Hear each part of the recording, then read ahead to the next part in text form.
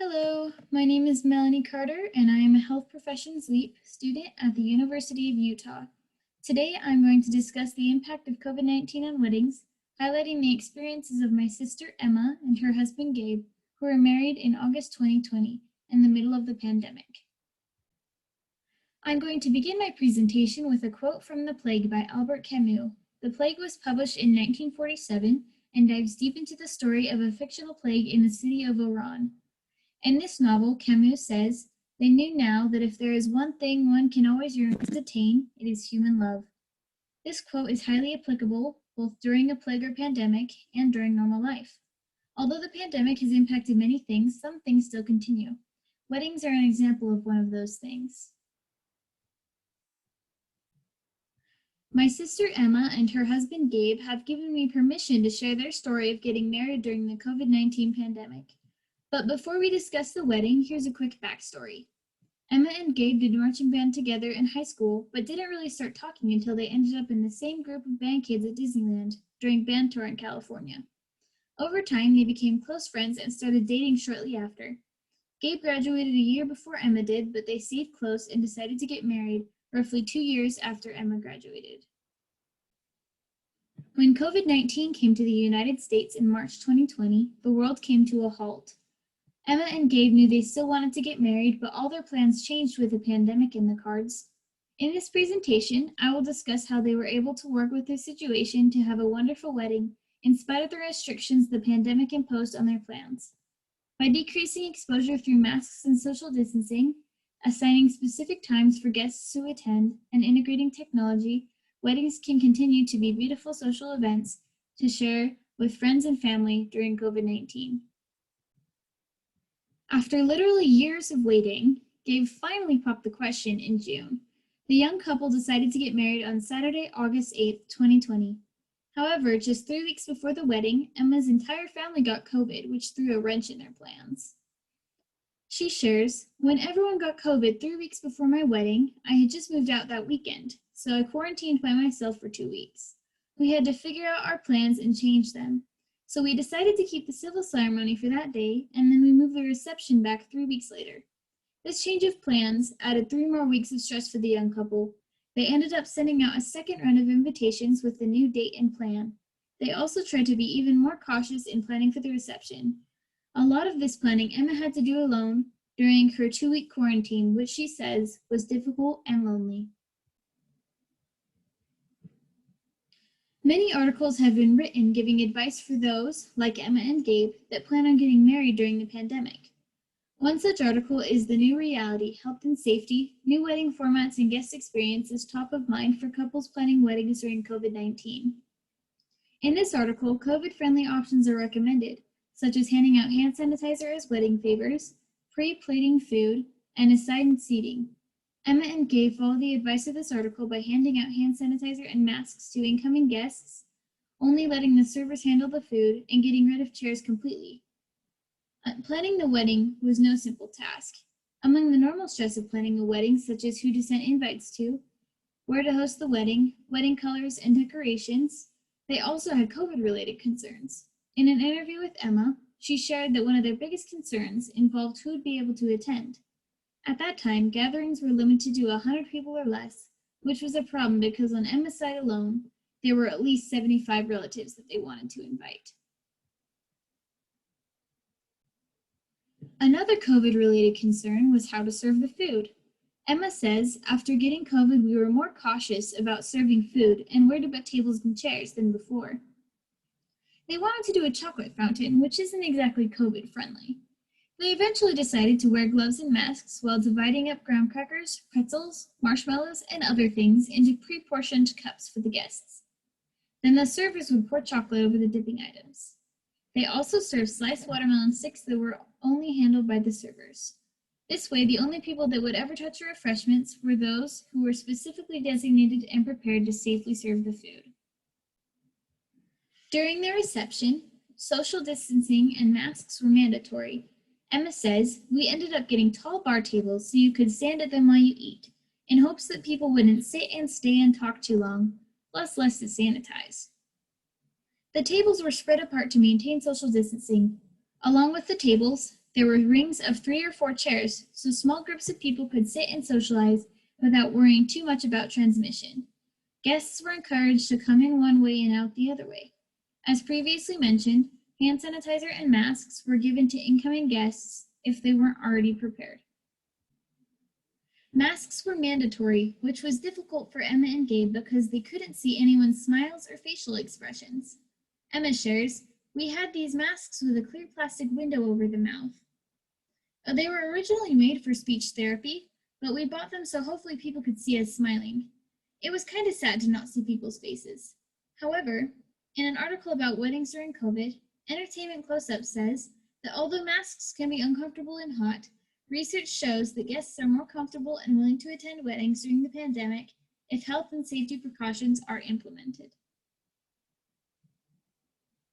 The KNOT study suggests making it mandatory to RSVP before attending a wedding to manage numbers and social distancing. Emma and Gabe heeded this advice by having guests RSVP and sign up for a time to attend the reception. On the back of the invitations, they included a QR code guests could scan to sign up for a time to attend. High-risk guests were encouraged to attend from 6 to 6:30, and there were multiple 20-minute time slots between 6:30 and 8, wherein other guests could sign up to attend. This scheduling ended up being very beneficial, especially for the older guests, such as grandparents, who wanted to attend but also stay safe. According to Emma, it was mostly neighbors and old-time friends of my parents that came. She thinks that if they would have waited 6 months, they could have had a better turnout. She shared, "And who knows, maybe we would have gotten the same amount of people. Maybe we would have had more. But overall, we had probably 120 people come throughout the night. That was it." Emma wanted live dancing to be a part of her wedding, so they set up a giant dance floor in the backyard, and those who wanted to stay were able to dance from 8 to 9. Although many things didn't go as planned in regards to the wedding, the dance floor was a success. Since she was young, Emma had an idea of how she wanted her wedding to be. Live dancing was always a part of it. When asked how her wedding plans would have changed without COVID, she said, "I think we still would have had it in my parents' backyard, because that's what I've always wanted." The open area and beautiful garden in the backyard were something she wanted to implement in her wedding. Her family spent months preparing their yard and garden for the wedding, making sure everything was picture perfect. If anything went as planned, even without COVID, it was the fact that they were still able to do the wedding in the backyard. The KNOT study encourages guests to spend more on gifts to make up for the inability to attend the wedding. This ties right in with Emma's situation, as many people who weren't able to come sent generous gifts and cards instead. She shares, "It was good to have gift registries, especially for the people that didn't want to come because of COVID and were worried about that. So they would just buy the gift and send a note with it." This was one way they integrated technology into their wedding that they felt was very beneficial. In the end, there were more gifts that shipped through Amazon and Walmart than gifts that were given at the actual reception. Thanks to the developing technology of these gift registries, guests were also able to pay for the parts of gifts if they wanted. For example, if they wanted to help pay for a crock pot, they could pay $25, which would be 25 fewer dollars Emma and Gabe had to spend to pay for the rest of it. Multiple guests could help pay for the same gift as well. Overall, this was a very successful part of their wedding. During the pandemic, many things have been moved online. Weddings also apply, though in different ways.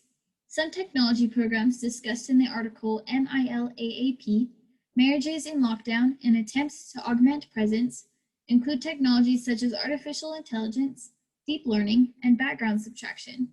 This technology is used to create a beautiful wedding that is completely online.